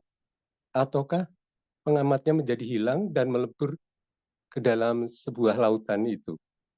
Nuwun sewu, matur nuwun. Baik. Ya, boleh sudah bisa ditangkap. Ustadz, mungkin boleh langsung saja bagaimana pengamat di sini. Silakan. Kalau kita lagi sholat sudah lebur gitu ya Teteh pertanyaannya. Ya kita jadi sang pengamat itu sendiri. Sebenarnya berkali-kali kan kemudian gini ya Pak Catur. Nggih. Ketika Pak Catur itu bangun tidur, sebenarnya yang bangun tidur itu siapa? Oh iya. Kita kan nggak bisa bangun tidur sendiri tanpa ada ruhnya kan. Oh iya. Yang menjadi masalah adalah kita karena sudah rutin bangun tidur, kita anggap bahwa ini adalah aku, ini adalah tubuhku, ini rumahku, ini adalah kehidupanku dan sebagainya, seolah-olah kita dalam tanda kutip terpisah dengan Tuhan. Nah, keterpisahan ini kan karena kita nggak menyadari, kalau tadi kata Coach Dani, kita seolah-olah punya sesuatu yang kita banggakan, padahal semuanya itu titipan. Kalau seandainya kita sudah menyadari bahwa ini tuh bukan punyaku, aku bisa sholat aja karena dia, aku bisa puasa karena Tuhan dan sebagainya. Terus yang berpuasa ini siapa? Ya Tuhan melalui apa instrumennya adalah diri kita gitu. Jadi bukan berarti kemudian ada saya, ada Tuhan, terus kemudian lebur. Sebenarnya saya itu nggak pernah ada. Aku sebagai Hasan. Hasan itu kan hanya nama yang dilekatkan oleh bayi yang masih merah oleh orang tua saya. Dan kemudian lambat laun itu jadi identitas saya kan gitu. Tapi sebenarnya Hasan itu di mana? Hasan itu identitas dalam tanda kutip palsu. Identitas yang sebenarnya adalah semuanya itu kan merupakan apa ya manifestasi Tuhan, merupakan ejawantah perwujud nyataan Dia yang ada di dalam segala sesuatu itu. Makanya dalam ayat itu kan dikatakan ketika kamu menghadapkan wajahmu dimanapun yang kamu saksikan itu adalah penampilan-penampilan Dia, wajah-wajah Dia yang kemudian namanya wajah yang mengekspresikan kualitas-kualitas Dia. Masalahnya adalah selama ini kita menganggap segala sesuatu di permukaan, Pak Catur. Kita menganggap misalkan gunung sebagai gunung. Ya, karena dari kecil kita diajari bahwa gunung itu adalah ini. Tidak kita diajari bahwa gunung itu adalah ekspresi al-qoharnya Tuhan, kekokohan Tuhan. Kita tidak diajari bahwa angin yang berhembus itu merupakan ekspresinya al-latifnya Tuhan, kelembutan Tuhan. Karena pengajaran itu akhirnya apa? Mengakibatkan identitas-identitas yang seolah-olah berbeda. Saya katakan kan air laut itu kan mengalir kepada sungai-sungai. Saat sungai-sungai itu kita lihat, kita melihat jadi seolah-olah air sungai itu berbeda dengan air laut. Padahal Air sungai itu adalah air laut yang mengalir ke sungai-sungai kan sebenarnya itu. Nah, ini sebenarnya kontradiksi yang sebenarnya hanya di pikiran kita aja, Pak Catur ya. Tapi kalau kita sudah melibatkan kolbu, melibatkan rasa, nanti kita akan sadar kok, sebenarnya semua ini tuh kan punyanya dia. Begitu aku sholat misalkan, iya karena butuh, iya karena stain. Sebenarnya kan ketika aku masih merasa ada Tuhan, ketika aku masih merasa punya kuasa, kan ketika aku merasa memiliki, sebenarnya pantas nggak sih aku itu kemudian memujimu? Yang pantas dipuji, yang pantas memiliki, dan pantas punya semua segala sesuatu ini kan Tuhan, bukan saya kan. Nah, peleburan itu bukan berarti terus aku ada terus melebur pada Tuhan, enggak. Kita nggak pernah ada kok hakikat. Kita kan merasa ada. Yang disebut peleburan itu bukan kemudian dua menjadi satu, enggak. Karena yang satu ini itu nggak pernah ada. Hasan nggak pernah ada. Hasan adalah identitas yang disematkan oleh orang tua kita aja. Dan secara sosial kemudian dianggap berbeda dengan misalkan Pak Catur, Coach Dani, Teteh Denayu, Pak Marjono, dan yang lain-lain. Jadi satu hakikat yang terlihat berpendar, terlihat dalam bentuk yang banyak itu. Cahaya yang sama itu kita bisa saksikan misalkan di sini di Pamulang, cahaya yang sama bisa kita saksikan misalkan di Pak Catur di Semarang, cahaya yang sama juga bisa disaksikan di Jakarta dan yang lain-lain, di Bandung dan yang lain-lain itu. Tapi ketika kita melihat enggak, cahaya ini hanya ada di Bandung dan cahaya di Bandung ini berbeda dengan cahaya yang di Jakarta, yaitu akhirnya kita terjebak pada yang namanya perbedaan-perbedaan. Itu sih Pak Catur. Terima kasih. Terima kasih banyak, terima kasih banyak. Saya coba. Oke. Oke. Alhamdulillah, boleh teman-teman silakan kalau ada pertanyaan lagi. Sebelum kita tutup, sepertinya sudah 6.47. Bisa sedikit Boleh? Silakan Pak Rizal. terkait Ustaz Hasan tadi cerita tentang tidur ya, asik juga ini sebenarnya. Karena apa ya, yang tidur ini kan kita kadang-kadang terlewatkan gitu kan. Atau kita baca doanya tapi saya lah ya, saya gitu kan tidak terperhatikan gitu kan apa makna di balik itu gitu. Sebenarnya ketika kita sadari kapan kita tidur itu kan sebenarnya saya gitu kan, saya nggak tahu kapan waktu Nggak tahu, saya bener. tidur. Bener Pak Rizal. Nah, pas Di saya menit bangun gitu kan berapa? masih. Nah, di Ya, situ di jadi menit berapa kita tiba-tiba hilang itu gitu? sudah tahu. Nggak tahu kan? Nah, itu. Jadi mungkin itu tambahan Ustaz Hasan. Jadi kan Iya, kapan saya tidur, apa jam 12, apa jam 1, apa jam 10 gitu nggak tahu gitu. iya. Nah, Dan seperti itulah mungkin kira-kira ya. tiba-tiba ketika kita disebut bangun, itu kan ada kesadaran tiba-tiba yang muncul di dalam misalkan jasad kita kan, di dalam badan kita. Dan kapan itu muncul aja kita nggak tahu. Nggak tahu. Tiba-tiba aja, oh aku bangun. Coba ketika kita mengamati itu saja sebenarnya yang eh, apa merenggut kesadaran kita sehingga kita disebut sebagai tidur, hilang kesadaran dari tubuh kita. Itu sebenarnya apa? Dan ketika kita bangun, yang sebenarnya hadir lagi kesadaran itu sebenarnya apa dan siapa. Ketika kita renungin itu aja kita nggak bisa berpikir, kita nggak bisa mengaku bahwa akulah yang punya kuasa untuk tidur dan bangun, nggak bisa. Benar nggak Pak Rizal? Makanya situ ada doanya itu Ustaz ya. Apa doanya Iya, Ustaz? iya. Itu berserah diri itu. Alhamdulillahilladzi ahyana. Jadi melalui Engkau wahai Tuhan, Engkau menghidupkan kami kembali. Kan Ba'dama amatana, iya. selama ini kan cuma dibaca aja kan tidak dimaknai gitu kan, saya baca Yes. aja kan. Setelah Iya, dimaknai, oh iya ya. Berarti kan kita sudah serahkan kan iya. kapan kita kembali gitu kan. Iya itu aja Ustaz. Betul, betul. Makasih Pak Rizal. Mungkin Ya, teman-teman bisa bereksperimen ya. Kapan saya tidur di menit berapa tiba-tiba hilang, nggak ada yang tahu. Iya, iya Ustadz benar. ya bahkan dari tidur aja bisa kita kontemplasi di Ustadz ya. Bisa Iya. kita connect kepada kesadaran Tuhan. Karena kita nggak tahu nih kapan. Dan dari doa-doa tadi itu Ustadz, doa itu kan betul-betul sebenarnya dalam sekali maknanya ya.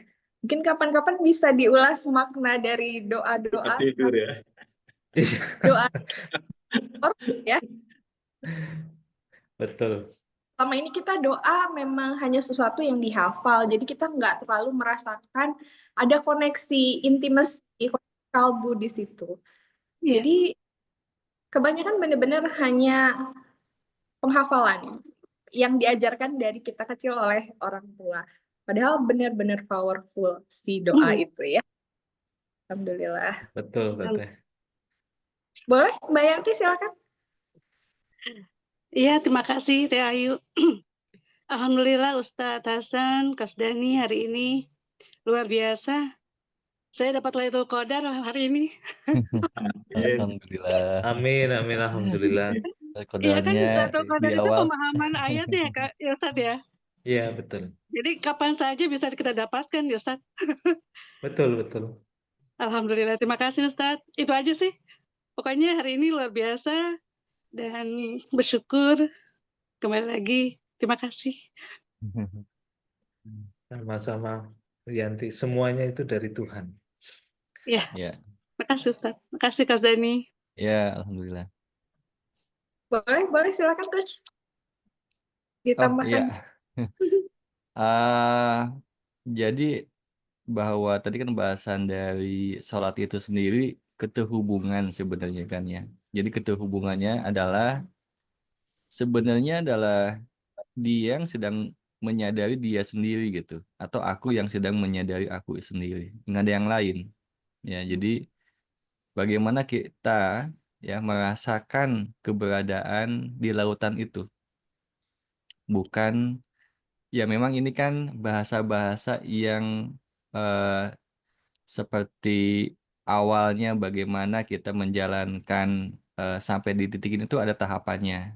Dulu mungkin bilangnya menghadap, aku dan dia bersujud tuh seolah-olah kan ada yang menghadap tuh ada sosok gitu ya, yang akhirnya menjadi Tuhan imajinatif sebetulnya, ya, gitu ya. Tetapi ketika kita sudah tambah kesadaran kita berevolusi lebih matang lagi, kita memahami bahwa makna tidak ada yang lain selainnya, yang nggak ada ya, dan yang nggak ada ya, semuanya nggak ada, saya itu juga nggak ada gitu ya.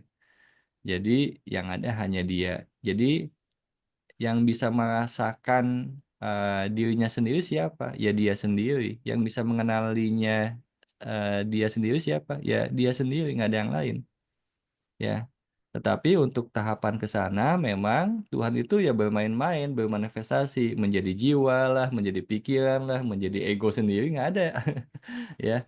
Tetapi bagaimana kita memahami ketika menjadi ego itu seperti apa sih gitu ya. Kemudian menjadi pikiran, nafsu, dan lain sebagainya seperti apa. Kita perlu mengalami menjadi manusia. Karena kita diperjalankan di muka bumi ini kan untuk mengalami sebagai manusia. Yaitulah sandiwaranya, itulah permainannya gitu ya. Tapi ketika kita sudah memahami permainan ini, bahwa sejatinya adalah kita adalah percikan dia sendiri atau keberadaan dia sendiri. Yang sampai akhirnya memahami bentuk-bentuk permainan itu, saya nggak tahu apa sih maksud dan tujuannya, yang kemungkinan ketika sudah memahami permainan ini barangkali gitu ya, kita akan ditugaskan dalam ketika jadi khalifah kan jadi pengendali nih ya, bisa memahami aturan-aturan ini ya, mungkin ditempatkan di dimensi yang lebih apa ya, ya lebih tugasnya lebih lumayan gitu ya, kira-kira lah ketika sudah lulus dengan kekhalifahan di sini gitu ya. Gitu mungkin, silakan Mas Hasan ditambahkan lagi. Ya, sedikit aja, Coach Dani, Dari masa bahwa ya bahwa tadi yang Coach Dani bilang keterpisahan, misalkan melihat aku dan dia itu masih ada, itu kan ketika kita masih dalam dimensi satu, fisik, dan kedua adalah pikiran. Pikiran itu pasti nyari objek kan. Begitu juga mata kita, itu kan nyari objek.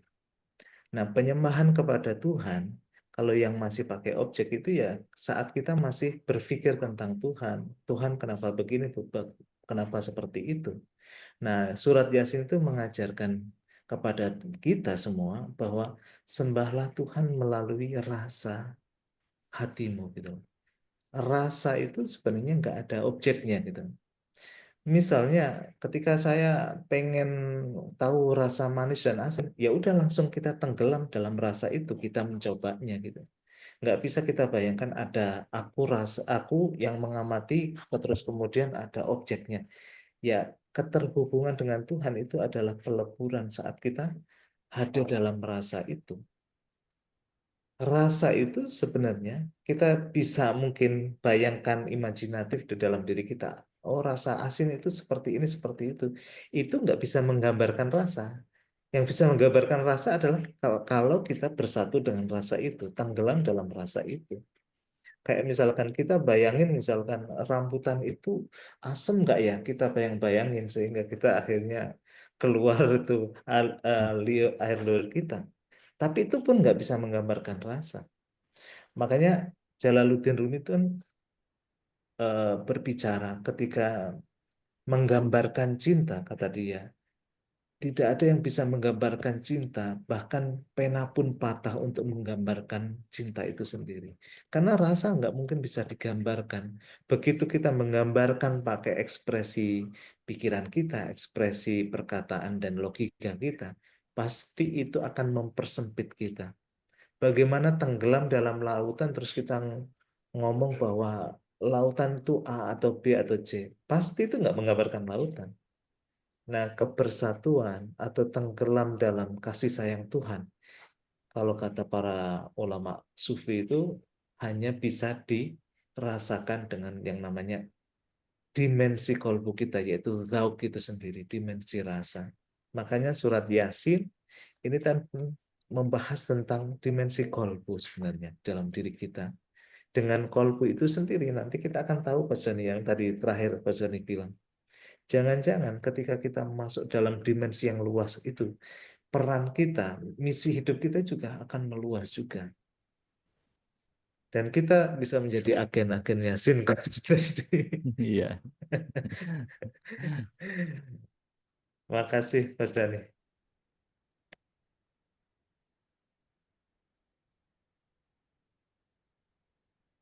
Ada pertanyaan satu lumayan ya, di jam 6.58. Iya. Mau dibacakan? Teh Ayu kayaknya nggak ini ya, nge-freeze ya. Dari Malisa,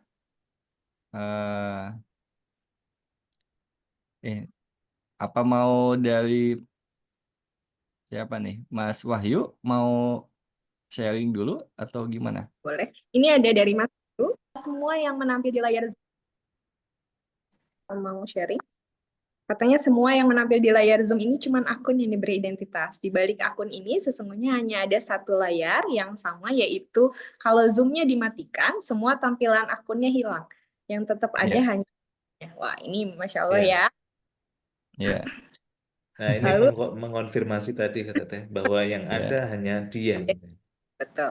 Dari Mbak Liza, Ustadz saya mau bertanya, kita bisa melihat adanya Tuhan, salah satunya saat kita tidur, kita tidak tahu tiba-tiba kita tertidur. Oh ya, ini yang tadi ya, kalau kita bangun juga kita disadarkan adanya keberadaan Tuhan. Yang saya tanyakan, kalau kita bangun, dibangunkan alarm, gimana? Silakan. Oke, silakan Coach atau Ustadz, Iya, silakan. iya, iya. Yang di alarm itu kan hanya pemicu, tapi itu bukan bangun itu sendiri kan, Mbak Lisa.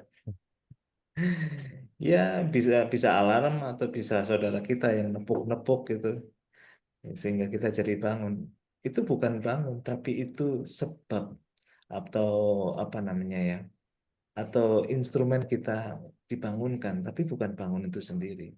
Tapi kapan kita bangun, walaupun udah ditepuk kadang-kadang nggak bangun-bangun, nggak bisa. Alarm udah sekencang-kencangnya, kayak kadang-kadang saya nyetel alarm kan udah kencang. Tapi karena kita belum terhubung dengan ruh kita, maka kita juga belum bisa bangun. Makanya tidur sama bangun bagi saya itu misteri. Dan apa yang ada di dalam tidur itu juga misteri. Nanti kapan-kapan lah kita mungkin bahas ya. Secara spesifik kesadaran ini menampil dalam berbagai macam levelnya. Ya, Coach Dani ya. Ya, Alhamdulillah, udah jam 7, mungkin ada yang mau bekerja juga. Kita akhiri saja pelajaran kita malam ini. Pagi ini ya. Biasanya acara malam nih. Untuk pertanyaan selanjutnya atau ada yang mau didiskusikan, boleh di chat atau tanya ke Ustadz dan Coach Dani langsung. Acara kita pagi ini begitu luar biasa. Kita juga diajak terus untuk selalu ada dalam kesadaran kolbu, ada dalam kesadaran kesatuan, tauhid itu sendiri. Dan semoga kita setiap harinya bisa menjaga dalam kesadaran itu, sehingga dalam keseharian kita sudah bisa menampilkan kualitas Tuhan di muka bumi ini ya. Baik, kita tutup dengan membaca alhamdulillah, Alhamdulillahirrahmanirrahim. wabillahi taufiq. Wassalamualaikum warahmatullahi wabarakatuh. Terima kasih teman-teman. Makasih teman-teman semuanya. Coach Dani, makasih Teteh. Terima kasih Teh Ayu dan teman-teman. Terima kasih semua Coach Ustadz, Teh Ayu, terima kasih. sama-sama. Ibu.